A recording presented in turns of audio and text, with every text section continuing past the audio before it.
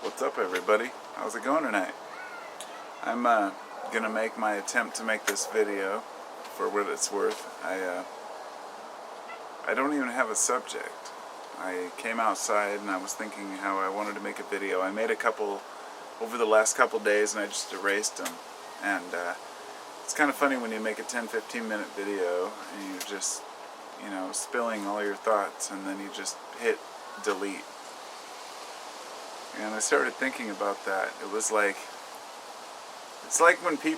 when you write a letter saying fuck you to your boss and then, end up burning it, or to an ex-lover or whatever it might be. Everybody's probably written a letter to someone. And if you've mailed it, good for you. But for most people who have written a long, angry letter at someone, you find that in the end there's no need to actually mail it. You've got what you needed to out of it by letting it go. Life is complicated, and these videos help me express what I'm thinking at the moment. And so when I make one that I don't feel is up to par, and I delete it, sometimes I think, who am I to judge whether a video is up to par? Because I'll be honest, at least a dozen times in the last few years when I made a video that I really thought, I shouldn't upload this video, and then I'll upload it anyway. And somebody says, man, I'm so glad you uploaded this. It was just the right time, right when I needed to hear it. And even if that's 1 out of 1,000 people, who am I to say that it's not worthy of uploading? But I guess along the same lines, who am I to say it's worthy of uploading? In other words, there's so many arrogant bastards out there, uploading YouTube videos thinking they're just the shit. And I sit back and I see all these idiots pretending like they know what's true, and they can teach you and they can tell you all these things that are so great about life, and teach you the truth of what's going on with the Illuminati or elsewhere. And I just bite my tongue, because it's like, where do I go with that? If I criticize people, then I become one of those guys that's like talking shit about people, And there was a time when on YouTube a few of us were talking shit about each other, and those were interesting times. Let me just say that YouTube to me is just a place where I unload my thoughts. The fact that I have 11,000 subscribers means jack shit in the way it affects. I don't want it to affect the type of content that I'm putting out, and that's why I can still randomly make a video and not have to think of a subject, Because if somebody doesn't like it, I'm not losing any ad revenue, because my channel's not based on profit. My channel's based on my experiences and what I want to share with people, whatever that may be. I had some of these rolling papers, the ones that come in the cones, the raw, and I rolled up 6. There was 6 of them in there. One of them was short, so I rolled up a little short joint. I figured I'd smoke it.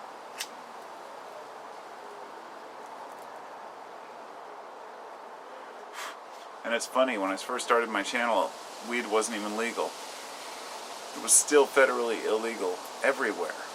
And I remember I'd make a video and talk about it and say, well, I have a medical permit, and I had a medical card at the time. And now it's legal in several states. And, it just gets me thinking about how fast times are changing. I mean, with what's going on in politics, it's like you can't step away for a minute without missing something. It's easy to get addicted to watching a particular feed or a news channel or whatever it might be for you. I mean, I won't even try to define it. For some people, it's all Facebook. And other people, y'all YouTube. For me, I guess, if anyone would ask, it would be the first thing I check in the morning when I wake up is, and And this changes over time. I used to check my Facebook, or my YouTube comments, and I would respond to all the comments. Nowadays, there's just too many sometimes. Not always. It depends on how many videos I made, but I can have, like, there was a point where I had to say I can't answer all the comments anymore, but I still try to answer all the comments. It's just funny. But then I'll go to AP and I'll check the headlines and see what happened. And it's really hard not to look at what's going on in the world and just say, holy fuck, you know. But one thing, I guess, there were a few things I wanted to make a video about. One of them was about borders and one of them was about footprints. So I guess I'm going to talk about both of those, and I'll start with the footprints one. It was an analogy I wanted to use. How we all want to leave our footprint. We all want to leave our mark. And not all of us, okay? I'm sure there's people out there who say, I don't care if I'm remembered or not, and there's ego involved in that too. You know, not wanting to be remembered. But to be honest, I personally don't really give a shit at this point, but maybe when I'm older I will care about being remembered. But there's a, you know, people would be remembered through building of pyramids, through building of, you know, temples, writing of scriptures, or making of totems, or, you know, items to remember people by. In more modern times, people have been remembered by the writings they've done, the poetry they've written, the art they've done, and not all of them expected. They weren't creating this art with the idea that it would be remembered, but it became part of history. And so my thought was, a metaphor for this is, it's not the size of the footprint you leave. And I thought, well, if it's not the size of the footprint you leave, what is it? I thought maybe it's the type of soil you leave it in. I mean, if you leave it in a rocky, stony soil, then it will harden and become stone. I thought, no, that doesn't work either, because it can get covered up by brush, different soil, oceans, rivers, and it can get eroded away. And I thought, so the best footprint is the one that endures long enough to lead people to the best path for the longest period of time. And that means that a person who creates a great idea, it's not about how great the idea is, but how many people can utilize that idea to better themselves. And this is why so many Buddhist principles have survived, because people have found them useful, let's say. Or why so many people have found religion in general useful, because they have been able to find a way to incorporate that into their lives and to be happier because of it. So be it.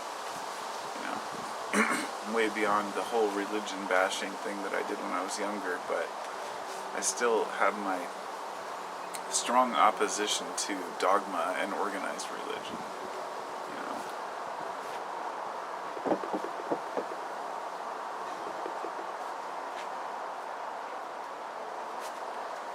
know, living life is a complicated thing. The way that what we find important and how we find our attitudes and moods at any one period of time varies by not just the mood we're in, but the time of day it is, or even the time of day within a few hours it is. I mean, each person has the way, you know, the way we cope with life completely different. And where we meet in the middle, you know, where the fabric weaves, that's where each one of us visits each other, or has a relationship with one another, or calls a friend. And it's very complicated trying to live this life with a consciousness, with an awareness, and trying to share those ideas with others, while at the same time having reservations because of the way that we were raised, because of the things that we know, or because of our lack of actual insight into a subject, which is quite often the problem, our lack of insight.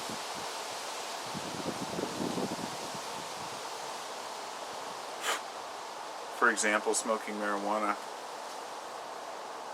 A lot of people see that as a huge crutch. But to me, it's just something I've been doing since I was 15. I don't think anything of it. 25 years, you know. I smoke much less than I did today because I don't like it interfering with my coherence and my ability to function. Same way I feel about a lot of drugs. But that doesn't give me the right to judge someone who still smokes a lot of pot. Just like the fact that I don't want to get into the drug chat, but I guess what I'm getting to is different people, different individuals have different abilities to cope with life, different things they find important, and differing opinions about how the future should be. So the best we can do is just bounce ideas off one another and try to make it work for everyone. You know, don't resist.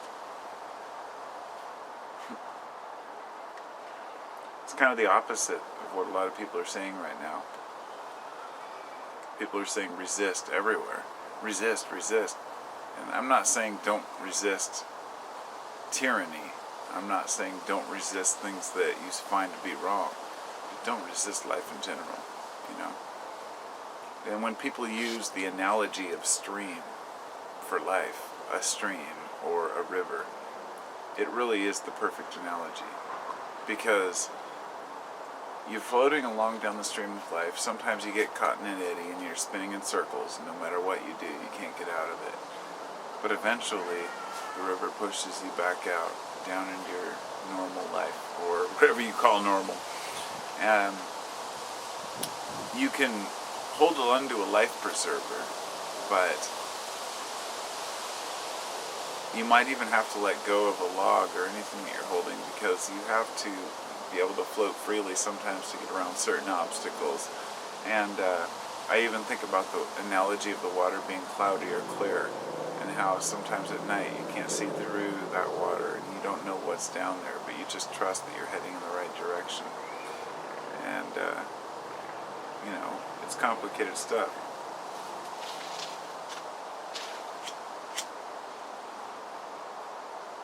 But at the same time, it's all too simple to not let things faze you, to not let yourself be affected by others' negativity, to not let yourself be brought down by what's going on in the world, and, you know, to be able to look at the headlines, look at all the disasters, the people who have died, and just say, hey, that's life. Life is death. Acknowledge it, get over it, and move on. You know, it's like, I even feel harsh saying that, because it's like saying, you know, hey, get over death. You know, that's something to tell to a person who's lost someone. You know, people talk about losing a loved one or something, you know, and I totally understand it. You know, it's hard to get over it. You know, I lost my father to cancer when I was 15, and he died right in front of me, basically. And I understand that suffering can take a large toll on you as an individual, but get over it in the sense of you're going to die too. Move forward and own up to your own life and own up to what it means to be alive, whatever that might be for you. Here I am, this half-assed bullshit inspirational speaker with a joint in my hand telling you to be happy. But you know what? That's true. If you ever want to use that term, you'll never hear me use this term that I'm speaking truth. But in this case, that's what it's all about. You can't escape from life. You can't escape from life other than death. There's no way. And when I say life, I mean all the ups and downs and, you know, strengths and weaknesses and hardships. And you have to incorporate that into your everyday experience to really embrace it, you know. To not try to, I guess, to simplify it, don't ignore anything, ever, except for people who are trying to bring you down. And I just mean people, because people are corrupted. and that's easy. You can easily ignore people who have brought you down, but don't ignore anything else in life and what it brings you. If something negative happens in your life, let it go, but don't ignore it. And that also means embracing your darkness. And it's funny that comes right at the end of this video, because it was something I wanted to actually make a video about, but that it slipped my mind and I forgot. But embracing your darkness does not mean becoming satanic and worshiping the devil and sacrificing goats. Of course not. But embracing your darkness and your dark side, it doesn't mean being harmful in any way. It means realizing that we all have a yin and yang, and to put that into action means to understand that if you are ignoring the positive and you're constantly, it's like I heard Alan Watts say, the people who act like everything's all good and say that they're happy all the time and pretend like they love everyone, those are people that creep me out. And that's what he said, and I feel the same way. People who are love and light, everything's great. And it's not that I'm being offensive. I've been that way. I've tried to live that way. I've tried to live in a way that said, hey, everybody's equal and everyone's great and everything's just fine. But it's not just fine. It's okay that it's not just fine. Because understanding that not fine is defined by a perspective in your own mind as an individual is crucial. So the more we try to push off negativity or what's wrong with society onto other people, the more we suffer as individuals. So it's about completely letting go of the bullshit that you've been taught and that society is spouting to you, and to see things anew through your own eyes, because you may have some vision that nobody else has, that nobody else understands. You may have something that the world is missing and desperately needs as an individual, whatever it might be,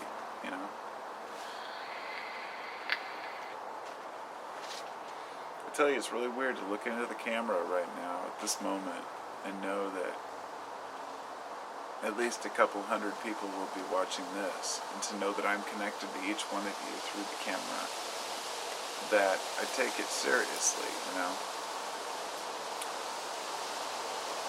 The connections we have as people are more important than we give credit to.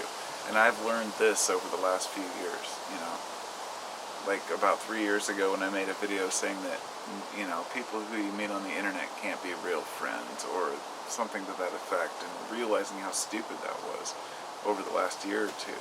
And then I met people online who I can trust more than I feel I can trust anybody in my daily life, because these are people that I've dealt with consistently, over and over, and I know people, and I'm trusting my judgment on people. But I may be completely oblivious and delusional, but hey, I wouldn't be surprised. I've got an ant here that wants to hang out. What's up, ant? Well, he's got to go. For the greater good. I'll talk to y'all later. Have a good one.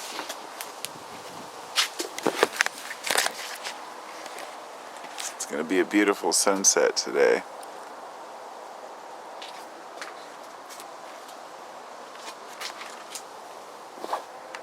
Goodbye, Callie.